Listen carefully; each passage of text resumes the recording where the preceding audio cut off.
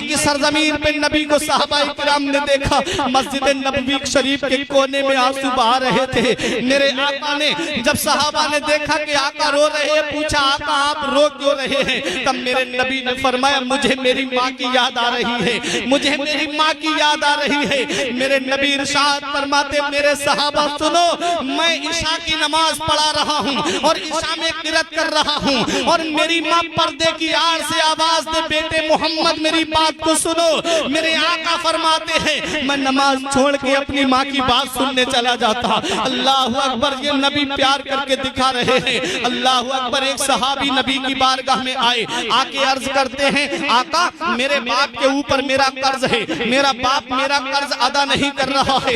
नबी ने, आला हजरत ने भी इस वाक़े को लिखा है फतवा रज़बिया के अंदर। नबी ने उसके बाप को बुलाया, बुलाने के बाद में नबी ने इरशाद फरमाया तुम अपने बेटे का कर्ज क्यों नहीं अदा कर रहे हो? तो बाप ने कहा या रसूल अल्लाह, जब मेरे जिस्म में ताकत थी, जब मेरे जिस्म में कुव्वत थी, मैं कमा करके जो भी पैसा लाता अपने बेटे को देता था, अपने बेटे को खर्च करने के लिए देता था। या रसूल अल्लाह, मेरा बेटा मेरे पैसे खर्च करता था, आज मेरे हाथों ने जवाब दे दिया, आज मेरे हाथों में ताकत नहीं, आज मेरे हाथों में कुव्वत नहीं। या रसूल अल्लाह, आज मेरा बेटा अगर मुझे कोई पैसा देता है तो मुझसे बदले में मांगता है, कहता है ये कर्ज है तुम्हारे ऊपर, मुझे दो।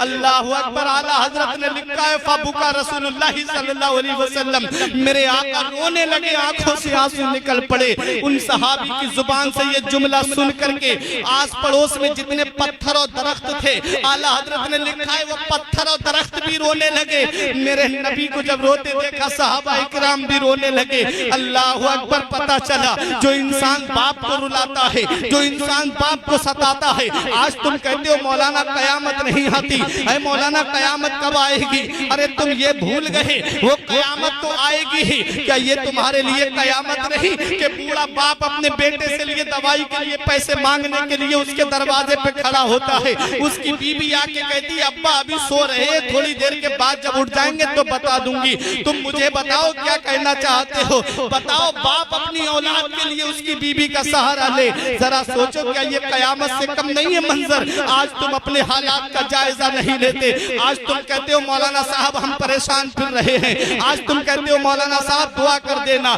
याद रखो हम दुआ कराते तो है लेकिन दुआ लेते नहीं है। याद रखो दुआ कराते तो है लेकिन दुआ लेते नहीं। आलिम साहब दुआ कर देना, मौलाना साहब दुआ कर देना, पीर साहब दुआ कर देना। अरे सबसे बड़े पीर तेरे माँ बाप तेरे घर में मौजूद हैं, तू उन माँ बाप की दुआ नहीं लेता है। नबी फरमाते जिसके माँ बाप बूढ़े हो गए हो, बाल सफेद पड़ गए हो, अगर वो अपनी औलाद के लिए हाथ उठा के दुआ कर दे तो अल्लाह उनकी दुआ को बनी इसराइल के नबियों के दर्जे में कबूल फरमाता। ये माँ बाप है, ये बूढ़े माँ बाप हैं। मौलाना जलालुद्दीन रूमी अलैहि रहमा फरमाते पहली मोहब्बत माँ बाप की है दुनिया में जो बदला मांगती है। अगर आज तुम अपने माँ बाप के साथ भलाई करोगे तो तुम्हारी औलाद तुम्हारे साथ भलाई करेगी। अगर आज तुमने अपने माँ बाप के साथ भलाई नहीं की तो ये उम्मीद मत रखना कि कयामत के दिन तेरी औलाद तेरे साथ भलाई करेगी। ये उम्मीद मत रखना कयामत में तुम्हारी औलाद तुम्हारे साथ भलाई करेगी। मौलाना जलालुद्दीन रूमी अलैहि रहमा मसनबी शरीफ के अंदर बयान फरमाते हैं, इरशाद फरमाते हैं कि एक शख्स की बीबी ने शिकायत की कि तुम्हारे वालिद रात रात भर खांसते रहते हैं जिसकी वजह से मेरे बच्चों की नींद खराब होती है, उनके आराम में खलल पड़ता है। ऐसा करो जहां जानवर बनते हैं अपने बाप का बिस्तर वहां कर दो। जरा गौर से सुनना मेरे भाइयों, मौलाना जलालुद्दीन रूमी अलैहि रहमत जब नतीजा निकालते हैं तो वो बहुत काबिले गौर होता है। उसने अपने बाप का बिस्तर बाप के पास आया, बोला अब्बा ऐसा करो तुम पूरी पूरी रात खांसते रहते हो, ऐसा करो अब्बा मैं जहां जानवर बनते हैं वहां तुम्हारा बिस्तर कर देता हूं। बाप ने कहा बेटा फिर तुझे नींद आ जाएगी? बेटे ने कहा अब्बा जब खांसी नहीं होगी तो नींद आ जाएगी। कहा ठीक है बेटा जब तेरी जो मर्जी है कर तू।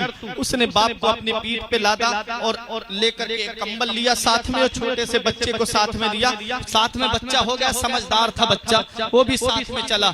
मौलाना जलालुद्दीन रूमी अलैहि रहमा लिखते हैं कि जब वो जानवरों के घर के अंदर जहाँ पर जानवर बनते हैं उस घर के अंदर जब बिस्तर कर दिया तो कंबल दिया, चादर दी, का अब्बा जब ठंड लगे तो से ओढ़ लेना।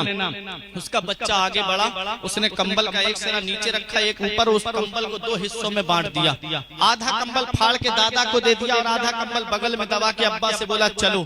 बाप ने कहा बेटा इतने अच्छे लिहाफ रखे थे, तूने ये कंबल क्यों फाड़ दिया? इतने अच्छे कंबल रखे थे मेरे लाल, इस कंबल को तूने क्यों फाड़ दिया? उसने कहा अब्बा आज तुम्हारे वालिद बूढ़े हो गए, तुमने अपने बाप को जानवरों के बंधने की जगह पे लिटाया। कल जब तुम बूढ़े हो जाओगे और जब मैं तुम्हें ला करके इसी जगह पे लिटाऊंगा तो अब्बा यही कंबल आधा मैं तुम्हें दूंगा। बेटे की आंखों में आंसू आ गए। जरा सोचो, पहली मोहब्बत है माँ बाप की जो दुनिया में बदला मांगती है। अगर तुम अपने माँ बाप के साथ भलाई करोगे, तुम्हारी औलाद तुम्हारे साथ भलाई करेगी, और अगर तुम अपने माँ बाप के साथ भलाई नहीं करोगे तो ये उम्मीद मत रखना कि तुम्हारी औलाद तुम्हारे साथ भलाई करेगी। तुम अपने माँ बाप का दर्जा भूल गए, तुम अपने माँ बाप का रुतबा भूल गए, तुम अपने माँ बाप की शान को भूल गए।